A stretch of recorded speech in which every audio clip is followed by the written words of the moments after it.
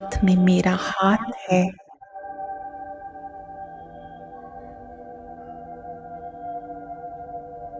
एक हाथ मेरे हाथ में, दूसरा हाथ मेरे सिर पर।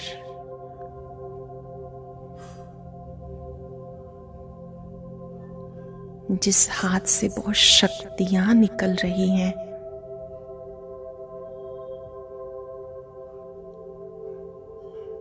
बाबा की उपस्थिति में, बाबा के हाथ रखने पर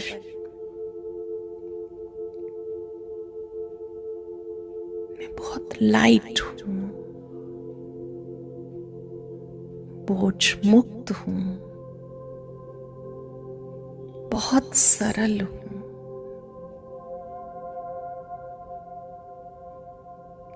महसूस करें ये कितना शक्तिशाली हाथ है।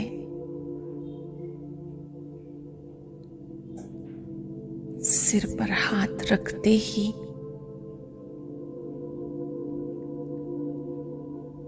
एकदम मन हल्का हो गया, बोझ मुक्त हो गए। प्रकाश ही प्रकाश इस हाथ से निकल रहा है। ये शरीर भी इस लाइट से स्वस्थ हो रहा है।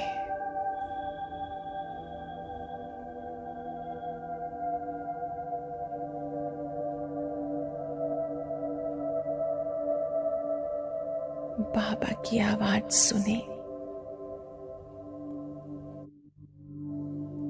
मीठे बच्चे चिंता मत करो,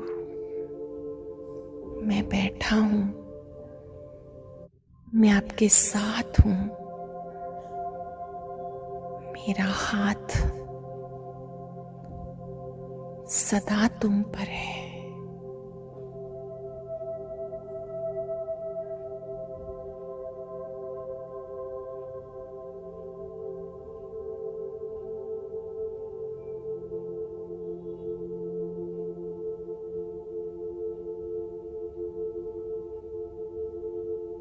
बाबा के इस वरद हस्त में बहुत बड़ी ताकत है।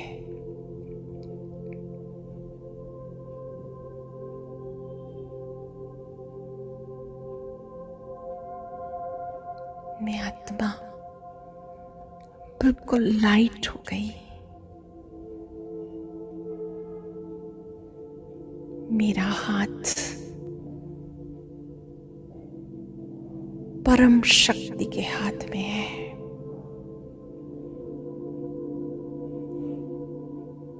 उस फीलिंग को फील करें।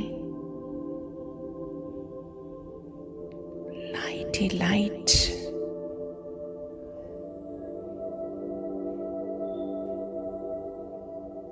सब अच्छे हैं,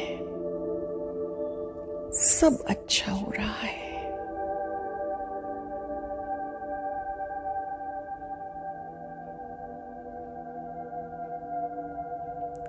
बाबा से प्रॉमिस करें, आज जो भी बातें आएंगी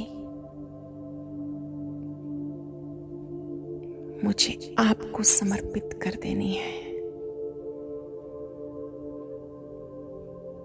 प्रभु अर्पणम कर देनी है, ताकि मैं स्थित प्रज्ञ रह सकूं, स्टेबल रह सकूं। ओम शांति। बाबा के मीठे मीठे प्यारे प्यारे परिवार को ओम शांति। ओम शांति, ओम शांति। ओम ओम शांति जी सभी को। शांति। आपको भी ओम शांति, बाबा को भी ओम शांति। बहुत सुंदर ओम शांति जी सभी को। आवाज आ रही है ना? बहुत सुंदर। हाँ जी, आ रही है। चलो जी, बहुत सुंदर। बाबा ने आज योग जो क्या कहा है, योग में बाबा ने बहुत सुंदर बात कही है। बाबा कहता है मेरा हाथ तुम्हारे सिर पर है। कितनी सुंदर बात बताई है। अभी मेरा हाथ तुम्हारे सिर पर है और मेरे वृद्ध हाथ में बहुत शक्ति है और मेरा हाथ परम शक्ति के हाथ में है। फिर बच्चे भी आगे कह रहे हैं कि मेरा हाथ जो है ना परम शक्ति के हाथ में है। कितना सुंदर बाबा ने आज योग कराया, बहुत सुंदर था। हर चीज ही सुंदर सुंदर सुंदर होती है हर रोज। क्या बात है। आज का जो वरदान है वो भी बहुत अच्छा है, सभी को भरपूर कर देगा। सर्वशक्तिमान के साथ की स्मृति द्वारा समस्याओं को दूर भगाने वाले परमात्म स्नेही भक्त। डिटेल बताया बाबा ने। जो बच्चे परमात्म स्नेही हैं वे स्नेही को सदा साथ रखते हैं। जिनका परमात्मा के साथ स्नेह है वो बाप को सदा साथ रखते हैं, इसलिए कोई भी समस्या सामने नहीं आती। समस्या हो तो बस समस्या ऐसे ऊपर से ही निकल जाती है। जिनके साथ स्वयं सर्वशक्तिमान बाप है उनके सामने समस्या ठहर नहीं सकती। इसलिए सदा अपने आप को सर्वशक्तिमान के साथ समझना है, फिर कोई समस्या आएगी भी नहीं और पैदा भी नहीं हो सकती। और वहीं की वहीं खत्म कर दो तो वृद्धि भी नहीं होगी। अब समस्याओं का बर्थ कंट्रोल करो, कोई भी समस्या पैदा भी ना हो। सदा याद रखो कि संपूर्णता को समीप लाना है और समस्याओं को दूर भगाना है। आगे जो स्लोगन है वो भी बहुत प्यारा, पहला वर्ड ही प्यारे से आता है कि प्यारे बनने का पुरुषार्थ नहीं, न्यारे बनने का पुरुषार्थ करो। प्यारे तो तुम सभी के हो ही, लेकिन बाप से उनसे भी अब न्यारे हो जाओ तो प्यारे स्वतः ही बन जाओगे। ओम शांति। शुक्रिया बाप का, शुक्रिया मीठे मीठे परिवार का। ओम शांति जी। आज की साकार मुरली से पॉइंट रखे, सोमान रखा। मैं परमात्म स्नेही आत्मा हूँ। धारणा, तन मन धन से रूहानी सेवा में मददगार बनना है। सबको अल्फ का परिचय दे वर्षे का अधिकारी बनाना है। बाप की याद से कर्मातीत बनना है। बाप समान मोहजीत बनना है। एक बाप से ही लगन लगानी है। सेवा, औरों को बताना है कि बाबा आया हुआ है। उनको बाप को याद करने की युक्ति बतानी है। योग अभ्यास, बाप को हर कर्म करते हुए बड़े प्यार से याद किया। स्मृति रखी, जब तमो प्रधान किचड़ा निकलेगा तब सतो प्रधान बन जाएंगे, तो फिर इस शरीर को छोड़ देंगे। हम अभी योग की यात्रा पर हैं। चिंतन किया, इस ड्रामा के अंदर विनाश की भारी नूंद है। हमें विनाश के पहले कर्मातीत बनना ही है। चेकिंग की, मुझ आत्मा की अवस्था अचल अडोल है ना। ओम शांति जी। शुक्रिया बाबा, शुक्रिया मीठे परिवार।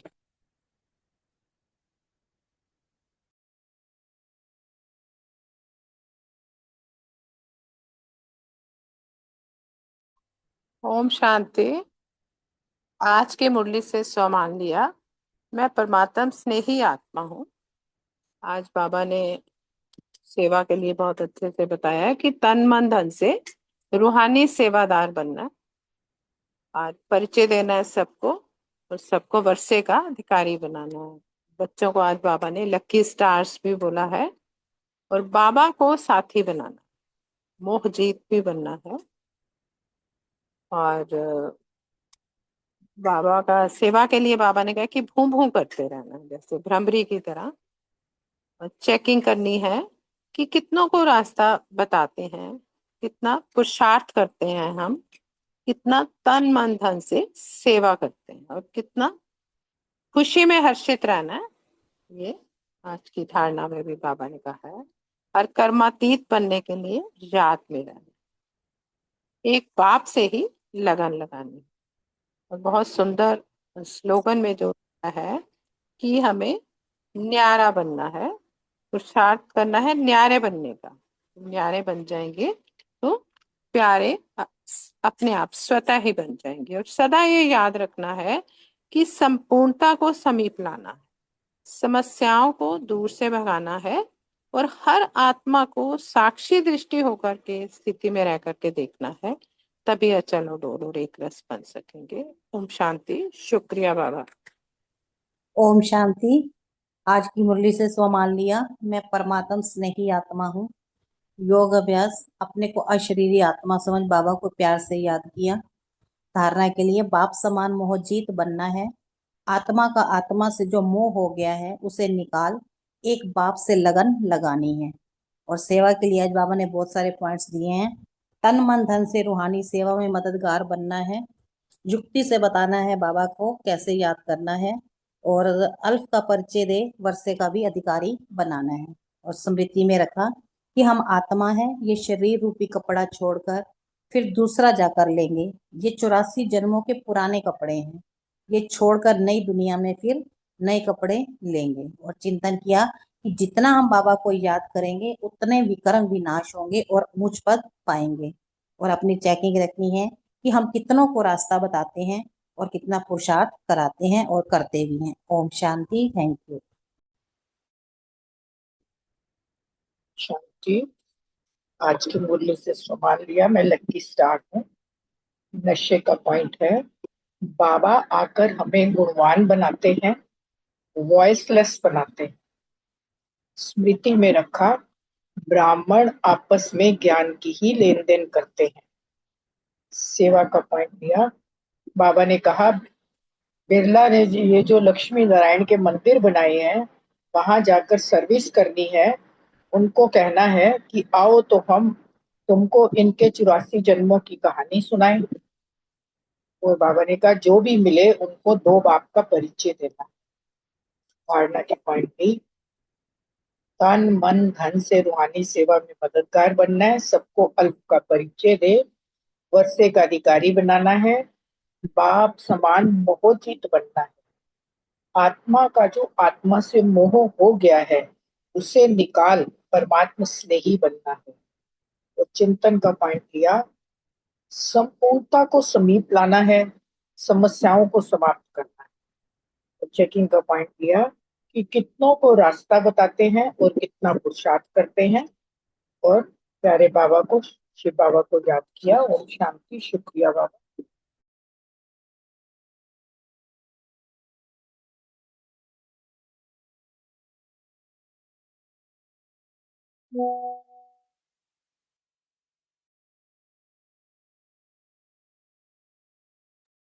ओम शांति। और किसी ने साकार मुरली के पॉइंट शेयर करने हैं वो कर सकते हैं, ये तो फिर बाबा को याद करते हैं, मुरली स्टार्ट करेंगे आगे पॉइंट।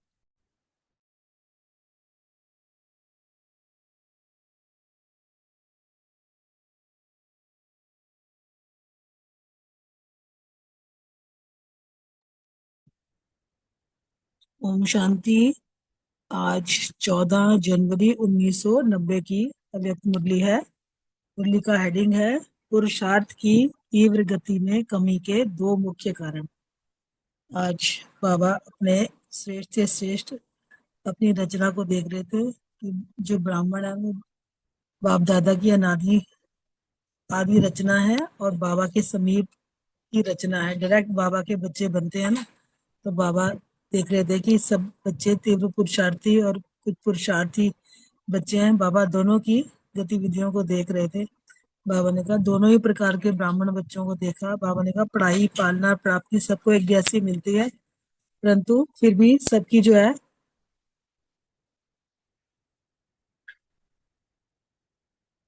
प्राप्ति करने का जो सबका है अपना अपना पुरुषार्थ है। बाबा ने कहा इसमें 2 बातों का बाबा ने बताया कारण। एक तो बाबा ने बताया कि जो हमारी संकल्प शक्ति है ना वो सबसे श्रेष्ठ शक्ति है। जब उसको हम समय प्रमाण कार्य में लगाने की जब हमें यथार्थ रीति नहीं आती ना, तब हमारा पुरुषार्थ जो है वो कम हो जाता है। और दूसरा बाबा ने बताया कि वाणी की शक्ति को जो है यथार्थ रीति समर्थ रीति कार्य में लगाने में जब कमी हो जाती है, यूज के बजाय हम लूज कर देते हैं। तो बाबा ने बच्चों की 3-4 दिन की रिजल्ट भी देखी। तो बाबा ने क्या देखा कि 50% मतलब आधा आधा बाबा कह रहे संकल्प और बोल में दोनों शक्तियों का जमा का खाता 50% आत्माओं का ठीक है, लेकिन बिल्कुल ठीक नहीं कह सकते। बाबा कहते 50% आत्माओं का खाता मतलब पूरी तरह से ठीक नहीं है, पर है जमा। बाबा ने कहा 40% जो है वो व्यर्थ और साधारण खाता। 60% देखा बाबा ने कि जमा कितनों का हुआ है, और उसमें भी बाबा ने बोला कि ज्यादा वजन किसका हुआ है। इसमें भी बाबा ने वाचा के कारण बताए, फिर बाबा ने मनसा को का भी बताया। फिर आगे बाबा ने बोला कि फिर बाबा ने 2 वर्ष पहले बाप दादा ने, बाबा कहते कि 3 बातें बताई थी ना कि व्यर्थ बोलने की क्या क्या निशानी है और व्यर्थ होता क्या है ना। बाबा ने बोला कि व्यर्थ बोलने की आदत बच्चों को क्यों होती है। फिर बाबा ने आगे हंसी मजाक का आपकी बताया कि कौन सा हमें करना चाहिए और कौन सा नहीं करना, और अनमोल महावाक्य भी बाबा ने बताया कि किसको हम अपने जो बोलते हैं वचन, कौन से अनमोल वचन है, कौन से वेस्ट है। फिर बाबा ने अंतर्मुखता का रस और बोलचाल का रस, इसमें क्या अंतर है ये भी समझानी दी कि निरंतर योगी कौन हो सकता है ना। तो अभी हम मुरली को विस्तार में पढ़ते हैं।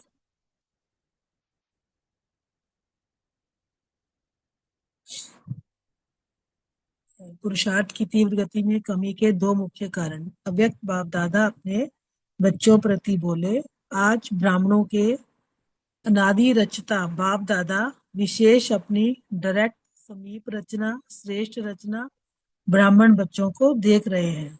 बाप दादा की अति प्यारी रचना ब्राह्मण आत्माएं हो, और जो समीप और समान बनने के लक्ष्य को सदा स्मृति में रख आगे बढ़ रहे हो। हम सब ब्राह्मण बच्चों का लक्ष्य क्या है? बाप के समान और बाप के समीप जाने का, यही लक्ष्य हम सदा स्मृति में रख के आगे बढ़ रहे हैं। जो आज ऐसी आदि रचना को विशेष रूप से देख रहे थे, सर्व तीव्र पुरुषार्थी और पुरुषार्थी दोनों की गतिविधि को बाप दादा देख रहे हैं। बाप दादा द्वारा मिली हुई श्रेष्ठ सहज विधि द्वारा कब तीव्र गति व कब तीव्र, कभी कम गति, दोनों ही प्रकार के ब्राह्मण बच्चों को देखा। पढ़ाई, पालना और प्राप्ति सबको एक जैसी, एक द्वारा ही मिल रही है, फिर भी गति में अंतर क्यों है? तीव्र पुरुषार्थी अर्थात फर्स्ट डिवीजन वाले, और पुरुषार्थी अर्थात सेकंड डिवीजन में पास होने वाले।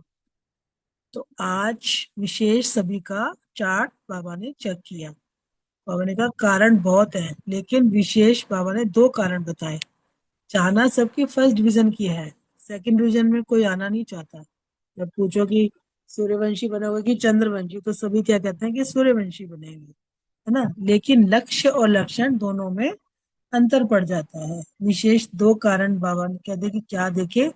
एक, संकल्प शक्ति जो सबसे श्रेष्ठ शक्ति है, उसको यथार्थ रीति स्वयं प्रति व सेवा प्रति समय प्रमाण कार्य में लगाने की यथार्थ रीति नहीं है। दूसरा कारण बताया बाबा ने, वाणी की शक्ति को यथार्थ रीति समर्थ रीति से कार्य में लगाने की कमी है। इन दोनों में कमी का कारण है कि यूज के बजाय लूज। शब्दों में अंतर थोड़ा है, लेकिन परिणाम में बहुत बड़ा अंतर पड़ जाता है। बाप दादा ने सिर्फ 3-4 दिन की रिजल्ट देखी, टोटल रिजल्ट नहीं देखी। हर एक की 3-4 दिन की रिजल्ट में क्या देखा?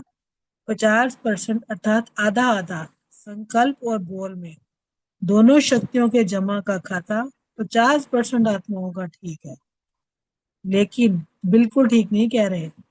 और 50% आत्माओं का जमा का खाता 40% और व्यर्थ व साधारण का खाता 60% देखा। तो सोचो कितना जमा हुआ, ज्यादा वजन किसका हुआ? इसमें भी वाचा के कारण मनसा पर प्रभाव पड़ता है। मनसा वाचा को भी अपनी तरफ खींचती है। आज बाप दादा वाणी अर्थात बोल की तरफ विशेष अटेंशन दिला रहे हैं, क्योंकि बोल का संबंध अपने साथ भी है और सर्व के साथ भी है। और देखो क्या मनसा द्वारा याद में रहना है, उसके लिए फिर भी बीच बीच में प्रोग्राम रखते हैं, लेकिन बोल के लिए अलबेलापन ज्यादा है। इसलिए बाप दादा इस पर विशेष अंडरलाइन करा रहे हैं। पहले 2 वर्ष बाप दादा ने विशेष पुरुषार्थ में सेवा में आगे बढ़ने वाले महारथी आत्माओं को और सभी को 3 बातें बोल के लिए कही थी। कम बोलो, धीरे बोलो, मधुर बोलो।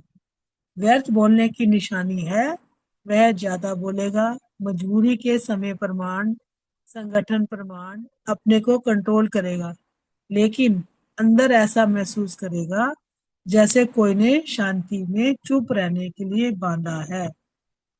व्यर्थ बोल बड़े से बड़ा नुकसान क्या करता है? एक तो शारीरिक एनर्जी समाप्त होती है क्योंकि खर्च होता है ना, और दूसरा समय व्यर्थ जाता है। व्यर्थ बोलने की आदत क्या होगी? छोटी सी बात को बहुत लंबा चौड़ा करेगा और बात करने का तरीका कथा माफिक होगा।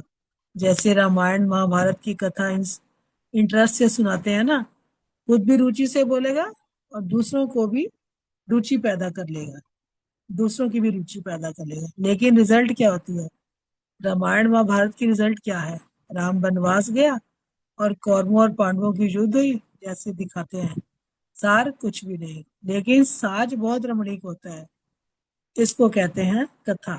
व्यर्थ बोलने वाले माया के प्रभाव के कारण जो कमजोर आत्मा है, उन्हों को सुनने और सुनाने के साथी बहुत जल्दी बनाते हैं।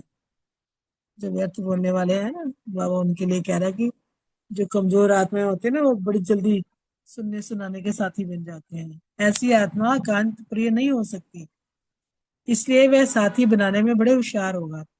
बाहर से कभी कभी ऐसे दिखाई देता है कि इन्हों का संगठन पावरफुल और ज्यादा लगता है, लेकिन एक बात सदा के लिए याद रखो कि माया के जाने का अंतिम चरण है, इसलिए विदाई लेते लेते भी अपना तीर लगाती रहती है। बाबा ने पिछली मुरली में कहा ना, माया कह रही कि मेरे जाने का समय है, पर बच्चे क्या करते हैं, फिर बिठा के चाय पानी पूछते हैं। इसलिए कभी कभी कहीं कहीं माया का प्रभाव अपना काम कर लेता है। वह आराम से जाने वाली नहीं है, लास्ट घड़ी तक डायरेक्ट नहीं तो इनडायरेक्ट, कड़वा रूप नहीं तो बहुत मीठा रूप, और नया नया रूप धारण कर ब्राह्मणों की ट्रायल करती रहती है।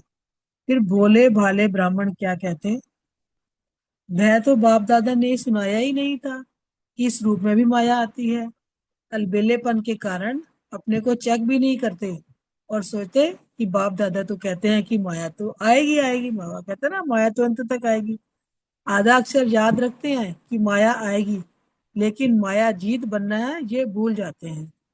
और बात, व्यर्थ व साधारण बोल के भिन्न भिन्न रूप देखे, एक सीमा से बाहर अर्थात लिमिट से परे हंसी मजाक, दूसरा टॉन्टिंग वे, तीसरा इधर उधर के समाचार इकट्ठा कर सुनना और सुनाना, चौथा कुछ सेवा समाचार और सेवा समाचार के साथ सेवाधारियों की कमजोरी का चिंतन, बाबा ने बोला इसको यह मिक्स चटनी, और पांचवा अयुक्ति युक्त बोल जो ब्राह्मणों की डिक्शनरी में है ही नहीं। यह 5 रूप रेखाएं देखी बाबा ने, इन पांचों को ही बाप दादा व्यर्थ बोल में गिनती करते हैं। ऐसा नहीं समझो कि हंसी मजाक अच्छी चीज है। हंसी मजाक अच्छा वह है जिसमें रूहानियत हो, और जिससे हंसी मजाक करते हो उस आत्मा को फायदा हुआ, टाइम पास हुआ व टाइम वेस्ट गया। रमणीकता का गुण अच्छा माना जाता है, लेकिन व्यक्ति, समय, संगठन, स्थान, वायुमंडल के प्रमाण रमणीकता अच्छी लगती है। अगर इन सब बातों में से एक बात भी ठीक नहीं तो रमणीकता भी व्यर्थ की लाइन में गिनी जाएगी। और सर्टिफिकेट क्या मिलेगा? ये हंसाते बहुत अच्छा है लेकिन बोलते बहुत है, तो मिक्स चटनी हो गई ना। तो समय की सीमा रखो, इसको कहा जाता है मर्यादा पुरुषोत्तम। कहते हैं मेरा स्वभाव ही ऐसा है। कौन सा स्वभाव? बाप दादा वाला स्वभाव है, तो इसको भी मर्यादा पुरुषोत्तम नहीं कहेंगे, साधारण पुरुष कहेंगे। बोल सदैव ऐसे हो जो सुनने वाले चातरक होके वह कुछ बोले और हम सुने, उसको कहा जाता है अनमोल महावाक्य। महावाक्य ज्यादा नहीं होते, जब चाहे तब बोलता रहे, इसको महावाक्य नहीं कहेंगे। तो सतगुरु के बच्चे मास्टर सतगुरु के महावाक्य होते हैं, वाक्य नहीं। व्यर्थ बोलने वाला अपनी बुद्धि में व्यर्थ बातें, व्यर्थ समाचार, चारों ओर का कूड़ा किचड़ा जरूर इकट्ठा करेगा, क्योंकि उनको कथा का रमणीक रूप देना पड़ेगा ना, जैसे शास्त्रवादियों की बुद्धि है ना। इसलिए जिस समय जिस स्थान पर जो बोल आवश्यक है, युक्ति युक्त है, स्वयं के और दूसरी आत्माओं के लाभदायक है, वही बोल बोलो। बोल के ऊपर अटेंशन कम है, इसलिए इस पर डबल अंडरलाइन।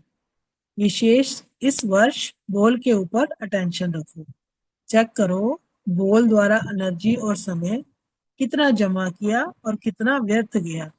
जब इसको चेक करेंगे तो स्वतः ही अंतर्मुखता के रस को अनुभव कर सकेंगे।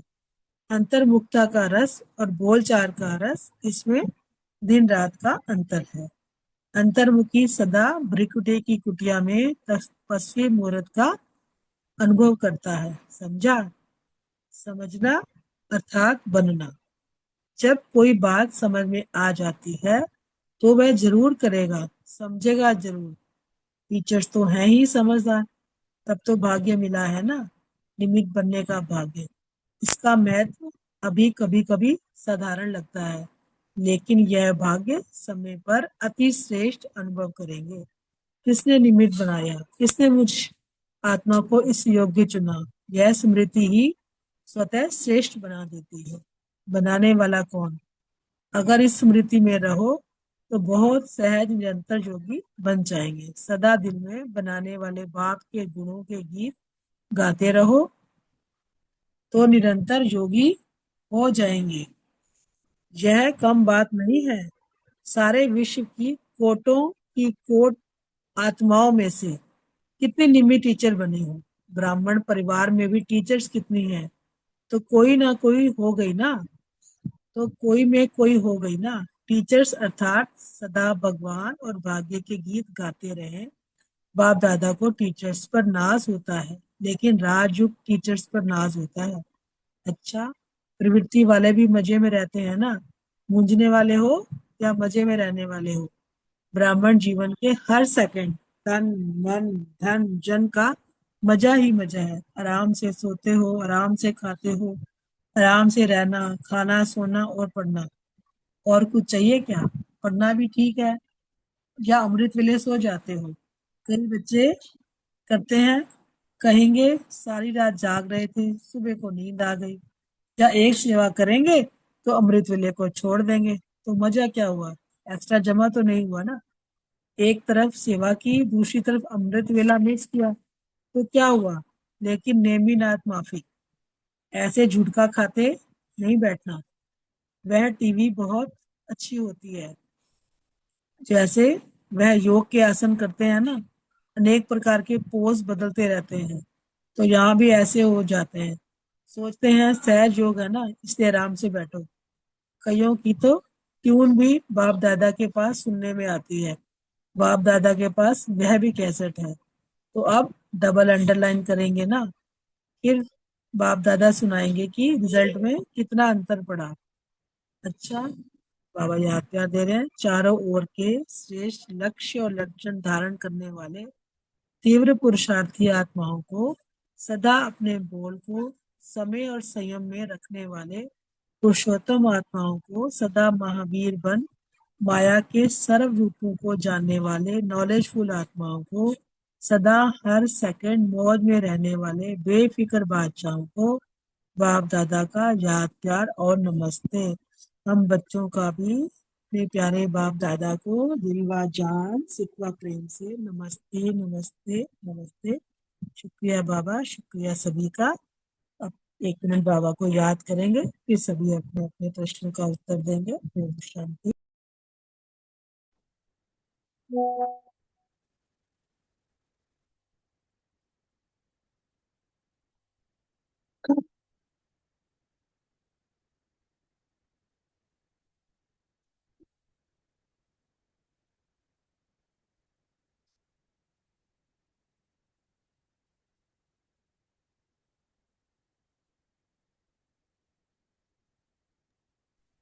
ओम शांति। हाँ जी, पहला क्वेश्चन सुरेश बहन जी से। आज बाप दादा अपने कौन से बच्चों को देख रहे थे? ओम शांति। बहुत सुंदर मुरली थी आज की, आपने भी बहुत अच्छे से सुना दी। बाबा ने आज कहा है कि कौन से बच्चों को देख रहे हैं। बाबा ने कहा आज ब्राह्मणों के अनादि रचता बाप दादा विशेष अपनी डायरेक्ट समीप रचना और श्रेष्ठ रचना ब्राह्मण बच्चों को देख रहे हैं। बाबा कहते हैं जो मेरे डायरेक्ट समीप रहती है मेरी रचना, मेरे बच्चे, और जो श्रेष्ठ बच्चे हैं मैं उन ब्राह्मण बच्चों को देख रहा हूँ। और फिर बाबा कहते हैं कि बाप दादा की अति प्यारी रचना तुम ब्राह्मण आत्माएं हो ना। बाबा ने कहा कि तुम मेरी अति प्यारी रचना हो और तुम ब्राह्मण आत्माएं ही हो और कोई नहीं हो सकता। तुम ब्राह्मण आत्माएं ही जो समीप और समान बनने के लक्ष्य को सदा स्मृति में रखकर आगे बढ़ रहे हो। बाबा उन बच्चों को देख रहे हैं जो समीप हैं और समान है और समान बनने के लक्ष्य को भी सदा स्मृति में रखते हैं। तो बाबा उन बच्चों को देख रहे थे।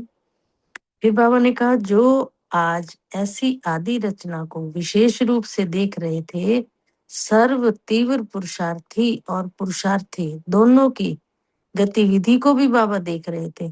तीव्र पुरुषार्थी और जो साधारण पुरुषार्थी हैं, बाबा कहते हैं मैं उन दोनों की गतिविधि को भी देख रहा हूँ। वो किस स्पीड से चल रहे हैं और क्या करते हैं। जैसे अभी अभी बीच में मुरली में आया भी है, अभी अमृत वेला में कुछ और तो नहीं करते रहते हो, सो तो नहीं जाते हो, उठ तो गए लेकिन फिर सो तो नहीं जाते हो। बाबा हमारी गतिविधियों के ऊपर पूरी नजर रखते हैं।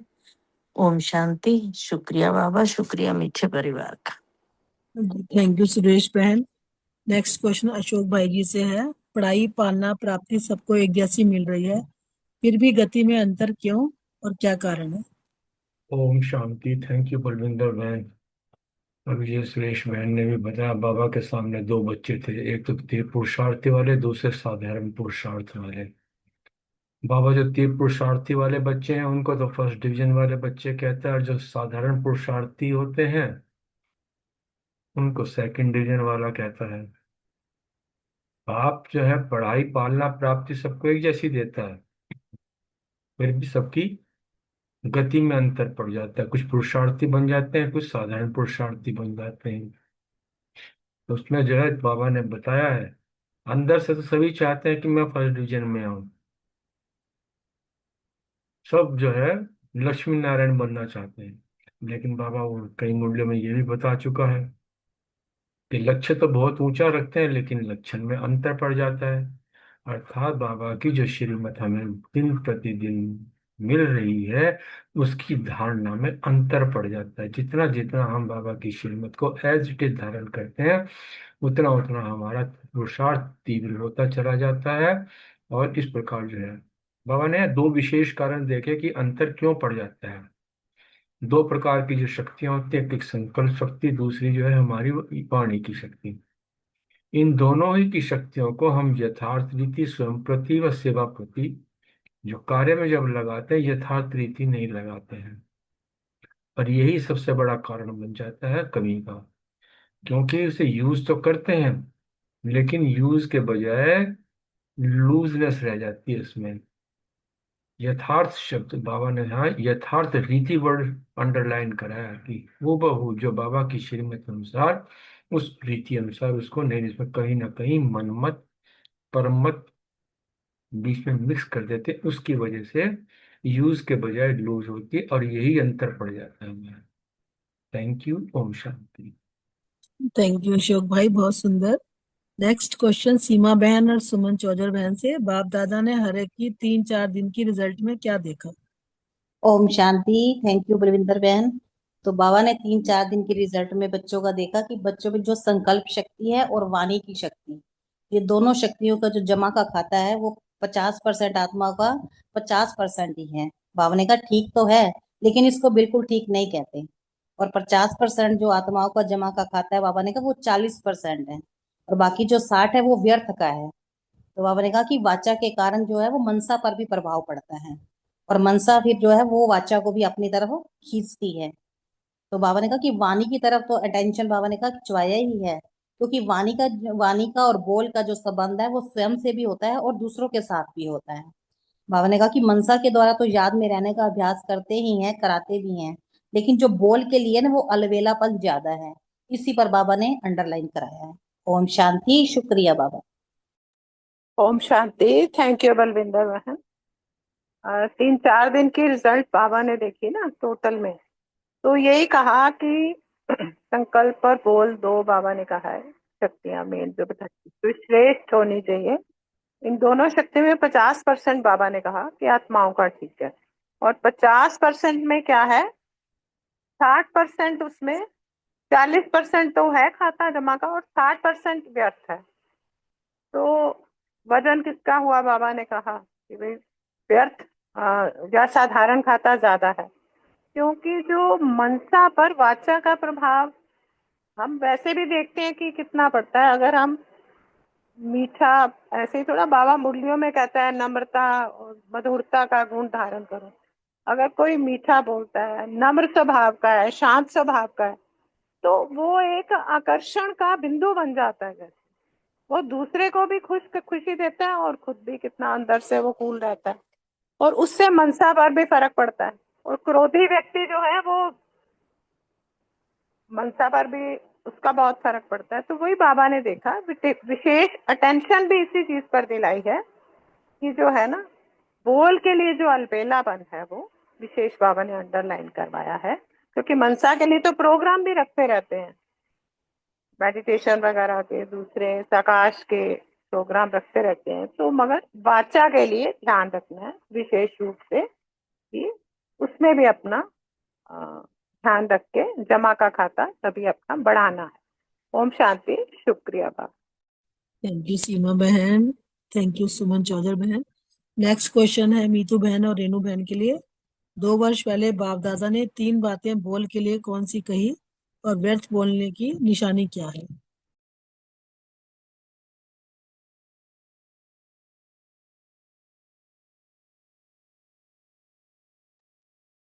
हेलो।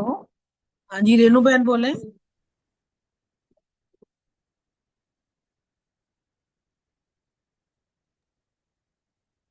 हेलो।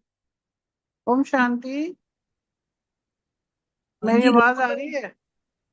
हाँ जी रेनू बहन बोल रही है नहीं? मेरे को लगता है दोनों ही नहीं है। नहीं रेनू बहन तो दिख रही वीरू थी वह मुझे। है। या ओम तो माइक शांति। नहीं। ओम शांति। ओम शांति। हाँ जी ओम शांति बोलो रेनू। हाँ जी, सॉरी, मेरे को लगा आप दूसरी रेणु बहन को बुला रहे हो। हाँ कोई नहीं सॉरी आप भी बोल सकते हो बोलो। जी।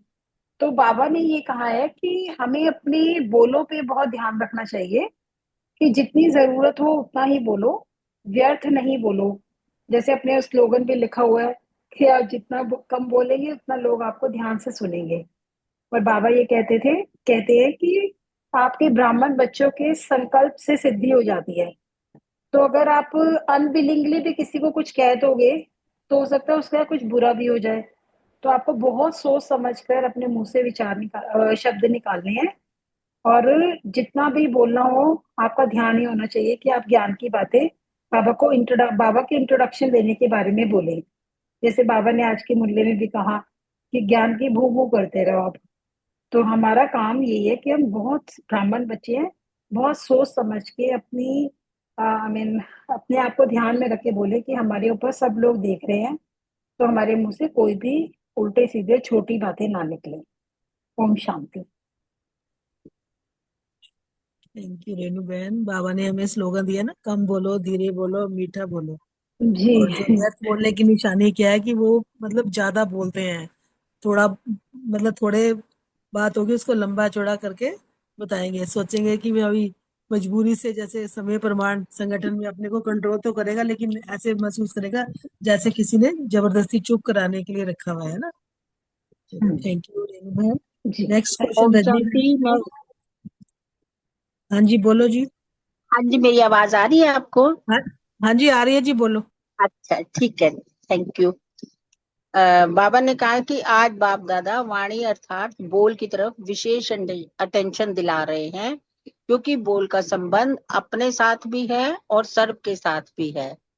फिर बाबा ने कहा बोल के लिए अलबेलापन ज्यादा है, और 2 वर्ष पहले बाप दादा ने विशेष पुरुषार्थ में सेवा में आगे बढ़ने वाले महारथी आत्माओं को और सभी को 3 बातें बोल के लिए कही थी। कम बोलो, धीरे बोलो और मधुर बोलो। और व्यर्थ बोलने की निशानी है कि वो ज्यादा बोलेगा। और मजबूरी से समय प्रमाण, संगठन प्रमाण अपने को कंट्रोल करेगा, लेकिन अंदर ऐसा महसूस करेगा जैसे कोई ने शांति में चुप रहने के लिए बांधा है। तो ये बाबा ने व्यर्थ बोलने वाली आत्माओं की निशानी बताई, और वैसे बाबा ने कहा कि कम बोलो, धीरे बोलो, मधुर बोलो। Thank you. ओम शांति। थैंक यू दोनों रेनू बहन का। नेक्स्ट क्वेश्चन रजनी बहन और रितु बहन के लिए। व्यर्थ बोलने से क्या होता है? व्यर्थ बोलने की आदत क्या है? ओम शांति। थैंक यू बलविंदर बहन, बहुत सुंदर मुरली सुनाई आपने भी। व्यर्थ बोल से सबसे बड़ा नुकसान बाबा ने यही कहा कि एक तो हमारी शरीर की एनर्जी समाप्त होती है। बोलेंगे तो कई कहते ना, थक गई मैं तो बोल बोल के, तो ये एनर्जी चली जाती है, खर्च हो जाती है हमारी। दूसरा, अपना समय भी व्यर्थ करते हैं और दूसरों का भी व्यर्थ कर देते हैं। तो जिनकी होती है आदत ना बोलने की, वो शुरू करेंगे इधर से उधर, भूमिका बांधेंगे, इतना लंबा चौड़ा बताते हैं। जैसे बाबा ने कहा कथा सुनाना, यानी कि रामायण की, हम कहते हैं ना रामायण की कथा, महाभारत की कथा, इसको कथा कहा जाता है, जो लंबी सभी बात करा जाता है। और कथा में क्या होता है कि वो रुचि पैदा करते हैं इतने, कहते हैं ना कि कोई सुनाने वाला होता है तो कोई ऐसे होते हैं उसके दिल कर सुनते जाते हैं व्यर्थ की बातें, उसमें नमक मिर्च मसाला चटनी वटनी डाल के सब करते हैं, और वो उसका क्या होता है, लोग बहुत सारा सुनते हैं, तो जबकि सार उसमें कुछ भी नहीं होता, बस ऐसे ही उसको बड़ा खींच देते हैं, तो उसको कहा जाता है व्यर्थ बोलना। तो इसको कहा जाता है इनडायरेक्टली, इसको कहते हैं, बाबा कहते हैं ना चेक करना अपना, इसको कहते हैं माया आ गई। ये माया ही होती है जो हमें ये सारा कुछ करा देती है, ताकि हमारा ध्यान जो मेन बात है उस पे ना जाके साधारण हमारा वक्त इधर से उधर चला जाए। और फिर ये भी है कि जो ऐसे लोग होते हैं वो एकांत बैठना उनको मुश्किल लगता है, वो नहीं बैठ सकते, उनको कोई चाहिए बात करने के लिए, अंदर से निकलता रहता है कि कोई ना कोई हो जिसको हम सुनाएं, बाहर जाए, इकट्ठा करें। और उससे क्या होता है, रोचक बना लेते हैं और उनका संगठन भी बड़ा बन जाता है। अब जब संगठन बड़ा बन जाता है तो फिर वो और ज्यादा अच्छे से विस्तार में सुनाने लग जाते हैं, अपना टाइम भी खराब और दूसरों का भी टाइम खराब। ओम शांति। थैंक यू रजनी बहन। रितु बहन शायद मेरे को दिख नहीं रही है। नेक्स्ट क्वेश्चन प्रीति बहन और विनीता बहन से, कि आधा अक्षर याद रखते हैं कि माया आएगी, लेकिन माया जीत बनना भूल जाते हैं, इसको स्पष्ट करें। ओम शांति। थैंक यू बलविंदर बहन, बहुत सुंदर मुरली आपने एक्सप्लेन भी बहुत अच्छी तरह की, क्योंकि हम आधा अक्षर याद रखते हैं और कि माया आएगी लेकिन माया जीत बनना भूल जाते हैं, इसलिए कि बात व्यर्थ और साधारण बोल के ना भिन्न भिन्न रूप होते हैं। एक तो जैसे सीमा से बाहर अर्थात लिमिट से परे हंसी मजाक करते हैं। दूसरा, हम कोई भी टॉन्टिंग वे में किसी को बोले, सामने वाला तो समझता है ना कि ये माया के रूप में बोल रहे हैं। तीसरा, इधर उधर के जो कनरस करते हैं कि इधर उधर के समाचार सुनते हैं और फिर सुनाते हैं, पहले तो कनरस लेते हैं फिर हम सुनाते भी हैं। चौथा है कि कुछ सेवा समाचार और सेवा समाचार के साथ साथ सेवाधारियों की कमजोरियों का चिंतन, बाबा ने इसको कहा ये मिक्स चटनी है, कि ये सेवा समाचार सुन रहे हैं और किसका, वो सेवाधारियों की कमजोरियों का चिंतन कर रहे हैं, जो कि बिल्कुल ही व्यर्थ है। कम से कम वो सेवाधारी तो है, सेवा तो कर रहे हैं, हम उसकी चटनी क्यों बना रहे हैं। पांचवा है अयुक्ति युक्त बोल, जो ब्राह्मणों की डिक्शनरी में है ही नहीं, और हम ऐसे करके जो माया आ जाती है और हमें भूल जाते हैं कि हमें तो माया जीत बनना है। ये माया के रूप हमारे सामने आते हैं, हम इसको अंदर ले लेते हैं और माया जीत बनना है ये भूल जाते हैं। ओम शांति। Thank you. ओम शांति। मैंने बहुत अच्छा क्लियर किया। इसमें बाबा यही पूछ रहे हैं कि आधा अक्षर याद रखते हैं कि माया आएगी। अब माया तो आएगी, लेकिन हमने उसका वेलकम करना है कि नहीं करना, हमने क्या करना है वो चीज की, उसको ओवरकम कैसे करना है, ये चीज भूल जाते हैं। व्यर्थ व साधारण बोल के भिन्न भिन्न रूप बाबा ने बताए कि एक तो है कि सीमा से बाहर, अपनी लिमिट से परे हंसी मजाक करना, वो भी गलत है, क्योंकि जब भी हम अपनी लिमिट से क्रॉस करते हैं तो हंसी मजाक में भी हम कई बार ऐसा होता है कि हम साधारण भी बात करते हो किसी को लग जाती है, तो वो उससे तो अच्छा है कि बंदा अपनी कंट्रोल में रहे, किसी से कोई बात करे ही ना। और दूसरा है टॉन्टिंग वे, टॉन्टिंग तो बिल्कुल ही गलत है। और तीसरा है इधर उधर के समाचार इकट्ठा करके सुनना और सुनाना। कई बार ऐसा होता है कि आधी अधूरी बात इधर मैसेज लिया उधर कन्वे किया, इस चीज में अपना टाइम वेस्ट करते हैं। और चौथा है सेवा समाचार, और सेवा समाचार के साथ सेवाधारियों की कमजोरियों का चिंतन। बाबा ने इसको बोला कि ये मिक्स चटनी है। और पांचवा है अयुक्ति युक्त बोल बोलना। बोल वो हो जो बाबा हमारे कह रहे हैं श्रीमत के अकॉर्डिंग। बाबा का बच्चा युक्ति युक्त बोल बोलने वाला। ब्राह्मणों की डिक्शनरी में ये है ही नहीं। और ये 5 रूपरेखाएं देखी और इन पांचों को ही बाप दादा ने व्यर्थ बोल की गिनती में कहा है। और जैसे बाबा ने बताया ना कि हंसी मजाक अच्छा है, लेकिन वो जिसमें रूहानियत हो। ओम बस ये शांति। अगला ये अगला। हाँ जी, थैंक यू प्रीति बहन, थैंक यू विनीता बहन। नेक्स्ट क्वेश्चन अनीता बहन के लिए है, हंसी मजाक कौन सा अच्छा होता है? शांति, बहुत सुंदर सबका चिंतन मनन, बहुत अच्छे से बुद्धि सिखाई आपने विनीता बहन। बाबा कह रहे हैं हंसी मजाक वो अच्छा होता है जिसमें रूहानियत होती है, और वो हंसी मजाक जिससे कि सामने वाले को फायदा हो, ना कि टाइम पास हो रहा हो, टाइम वेस्ट हो रहा है ना।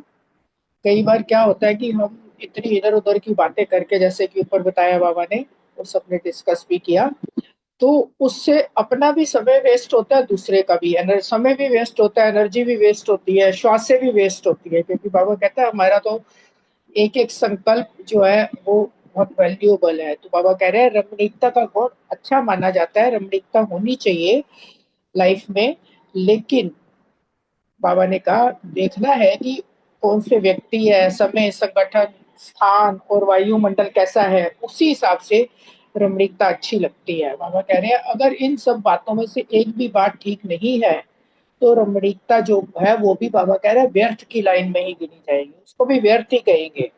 और बाबा कह रहे हैं कि अगर ऐसा करोगे, उनको रमणीकता में ऐसे कुछ सुनाओगे तो वो क्या कहेंगे, हंसाते तो है लेकिन बातें बहुत करते हैं, बोलते बहुत है। तो फिर बाबा कह रहे हैं ये भी तो मिक्स चटनी हो गई ना। तो बाबा कह रहे हैं हमें समय की सीमा को भी देखना है, और इसी को ही मर्यादा पुरुषोत्तम कहा जाता है। बाबा ने कहा है ये नहीं कहना कि मेरा स्वभाव ही ऐसा है। हमारा स्वभाव कौन सा है? जो बाप दादा का स्वभाव है, जो बाप दादा के संस्कार निराकार और साकार के, वही हमारे। तो हम मर्यादा पुरुषोत्तम बाबा के समान बनना है, और अपने बोल जो है हमें रूहानियत भरे होनी चाहिए। ओम शांति, शुक्रिया बाबा। थैंक यू अनीता बहन, बहुत सुंदर। नेक्स्ट क्वेश्चन विजय भाई जी से है, अनमोल महावाक्य किसे कहेंगे? ओम शांति। विजय भाई जी नहीं है, मैं उनका रिप्लाई दे देती हूँ। हाँ जी। अनमोल महावाक्य, अनमोल महावाक्य वो हैं कि मैं कुछ भी बोलूं और सामने वाला चात्रक होके सुने कि ये कुछ बोले तो सही, इसके मुख से महावाक्य कुछ तो निकले। तो वो जो होते हैं वो अनमोल महावाक्य होते हैं। और महावाक्य जो होते हैं ना वो ज्यादा नहीं होते, शॉर्ट में, कम शब्दों में, जैसे बाबा कहते हैं ना कम बोलो मीठा बोलो, कम शब्दों में होते हैं, उसको महावाक्य कहेंगे। क्योंकि सदगुरु के बच्चे, मास्टर सदगुरु के महावाक्य होते हैं, वाक्य नहीं होते। और जो व्यर्थ बोलने वाले होते हैं ना, उनकी तो बुद्धि में हर समय कूड़ा किचड़ा इकट्ठा होएगा, व्यर्थ की बातें, व्यर्थ के समाचार, क्योंकि उन्हें ना उन बातों को पूरा अच्छे से नमक मिर्च लगा के रमणीक रूप देना पड़ता है। और इसलिए ना हमें क्या है, जिस समय जिस स्थान पर जो आवश्यक है या युक्ति युक्त है खुद के लिए और दूसरी आत्माओं के लिए लाभदायक है, वही बोल बोलने हैं। तो हमें बाबा हमेशा कहते हैं कि अपने बोलों के ऊपर अटेंशन रखना है। इस बात को हमें डबल लाइन करनी है कि हमारे बोल बहुत कम और मधुर हो, मीठे हो। ओम शांति। Thank you. Thank you Preeti बहन, बहुत सुंदर। नेक्स्ट क्वेश्चन अब रम्मी भाई और कविता बहन जी से है, अंतर्मुखता का रस और बोलचाल का रस, इसमें क्या अंतर है? ओम शांति। अंतर्मुखता का रस और बोलचाल का रस, तो बोलचाल का रस तो हम ले रहे हैं सब। तो बोल अंतर्मुखता का रस उस सबसे, इसको लेने के लिए थोड़ा अपना बोल को रोकना पड़ेगा, अपना समय को सफल करना पड़ेगा बाबा की याद में।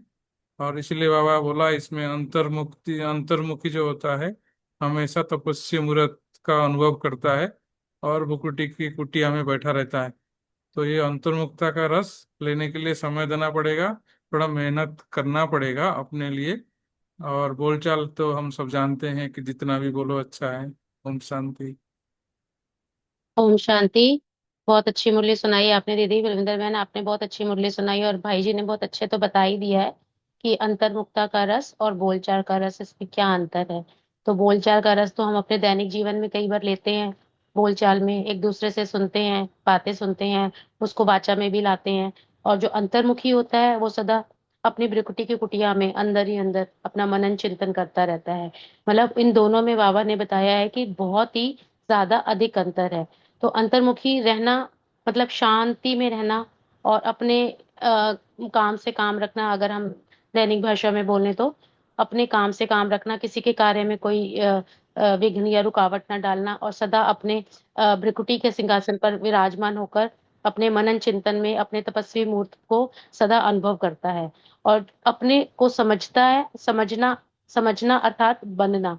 अगर वो किसी चीज में अंतर्मुखी आत्मा है तो अगर वो किसी चीज को समझ लेती है तो वैसा बनने के लिए अपने आप को प्रयासरत करती रहती है कि मुझे ऐसा बनना ही है। कोई बात समझ में आ जाती है तो वह अंतर्मुखी आत्मा उसको करती है, समझती तो है, फिर उसके ऊपर अपना कर्म में भी लाती है उसको। जैसे हमारे टीचर्स हैं, टीचर्स को कितना बड़ा भाग्य मिला है ना कि उनको बाबा ने इस निमित्त बनाया है दूसरों का भाग्य बनाने के लिए। तो उनके तो बोल कभी भी असाधारण होते ही नहीं है।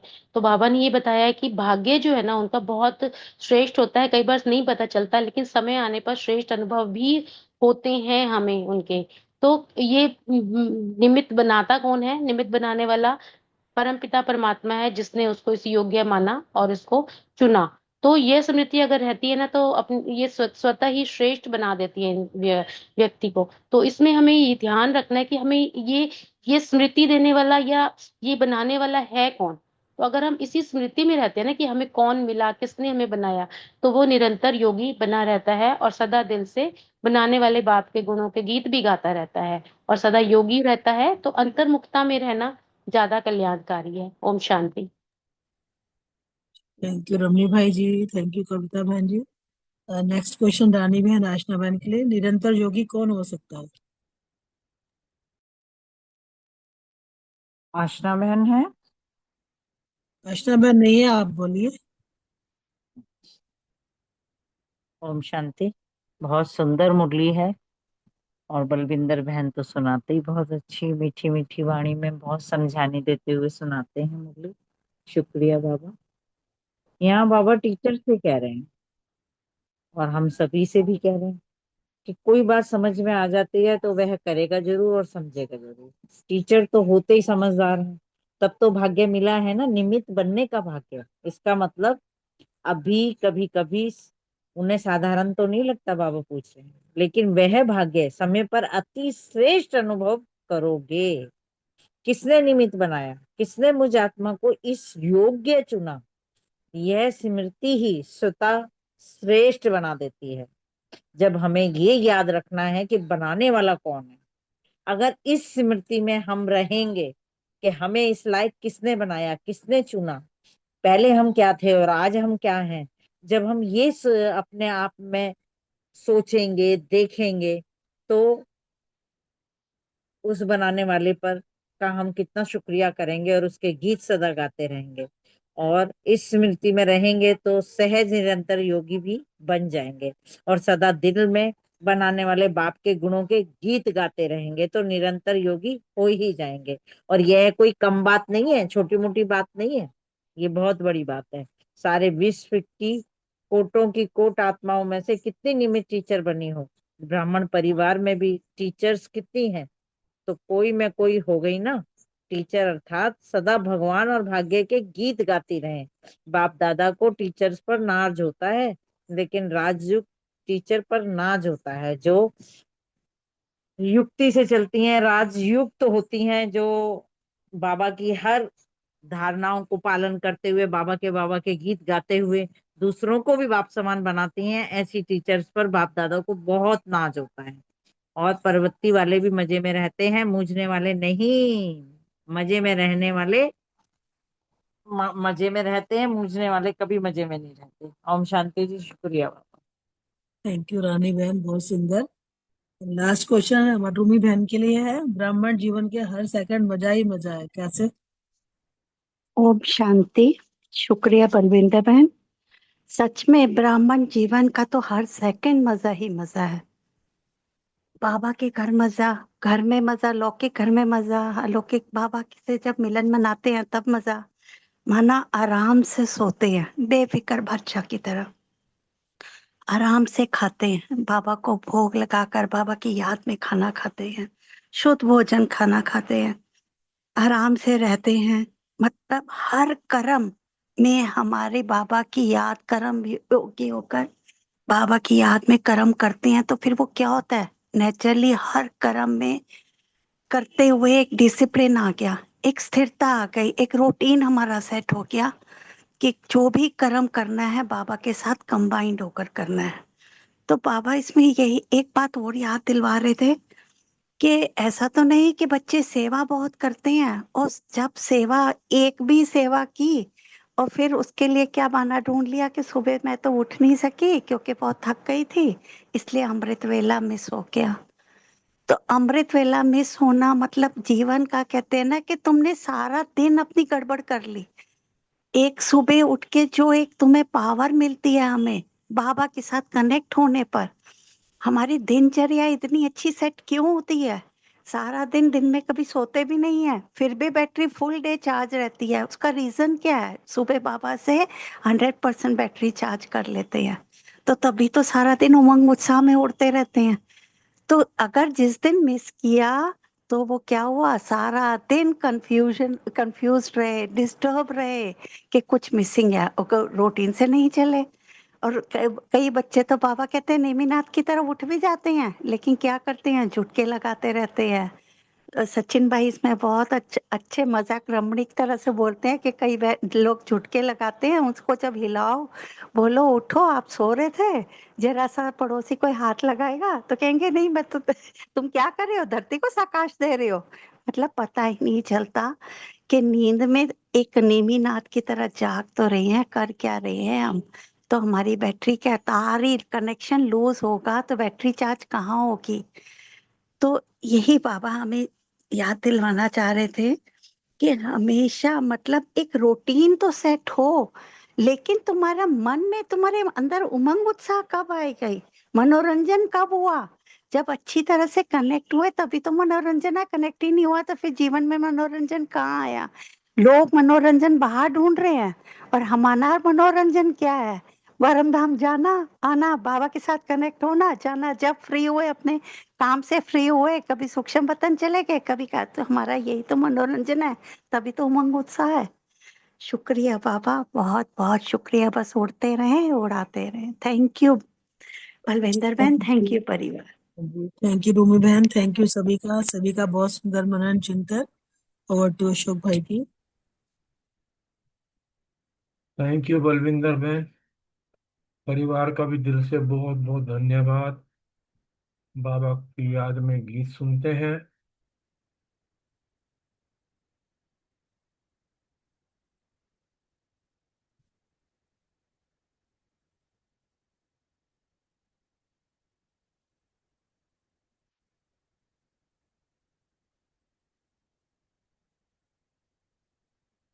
मन में एक दिव्य पुकार,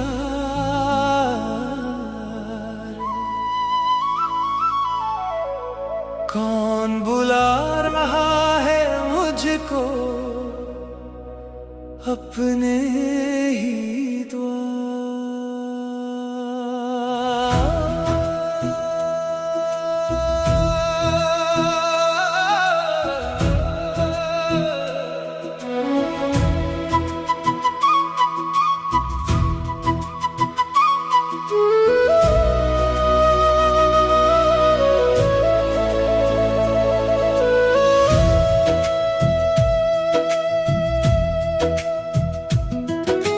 नाटक अनोखा, समय का इशारा, विनाश सामने है अब जागो प्यारा। 84 के कपड़े अब बदलने हैं, नए दिव्य रूप में फिर ढलने हैं। हम आत्मा यात्री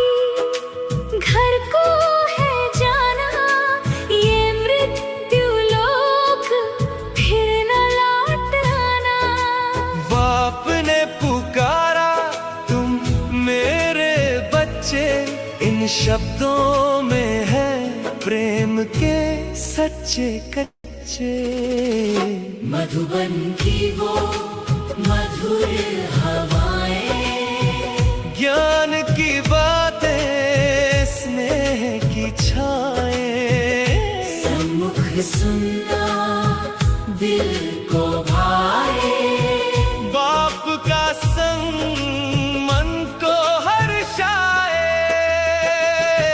विनाश से पहले बाप को याद करो, कर्मातीत बनो खुद को आबाद करो।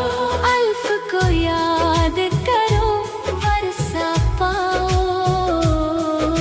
स्वर्ग का मालिक बन जाओ। एक बाप से नाता जोड़ो, बाकी सब संग तोड़ो, याद की ज्योति जलाओ।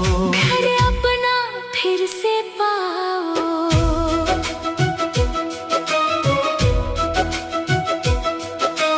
देह नहीं मैं एक ज्योति सितारा, ये शरीर है बस एक गुजरता किनारा। रावण राज्य अब अंत की ओर, राम राज्य का खुल रहा है द्वार। लक्ष्मी नारायण जैसे बनना है, वाइसलेस जीवन अपनाना है। ज्ञान की सेवा, प्रेम की धारा, हर आत्मा को देना सहारा।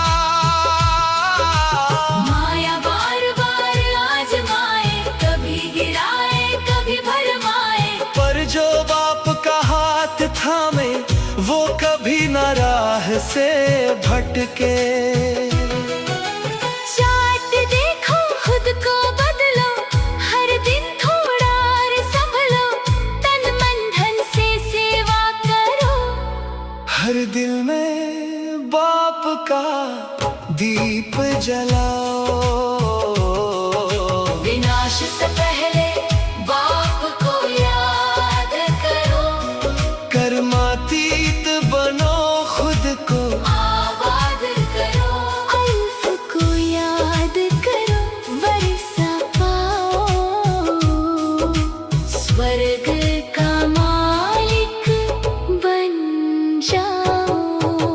स्नेही बनो परमात्मा के साथ सदा महसूस करो। समस्याओं को आते ही वहीं पर खत्म करो। सर्वशक्तिमान संग है जब, डर कैसा फिर जीवन में। हर बाधा झुक जाएगी इस दृढ़ निश्चय के मन में। न्यारे बनो, प्यारे बन जाओ, ये है सच्चा पुरुषार्थ। मोह के बंधन सब छोड़ो। बस बाप से रखो साथ, साक्षी बन हर दृश्य को देखो, अचल अडोल स्थिति में रहो। कोई हिले कोई डिस्टर्ब करे, तुम में करस स्थिर ही रहो। धीरे धीरे अंत समय आए, मच्छरों जैसे शरीर छूट जाए। पर जो बाप संग जुड़ा रहेगा, वो ही सच्चा घर को पाए। विनाश से पहले बाप को याद करो, कर्मातीत बनो, घर को याद करो। एक बाप से नाता जोड़ो, और सब संग छोड़ो। ये गीत केवल सुनने के लिए नहीं, बल्कि हर दिन जीने के लिए है।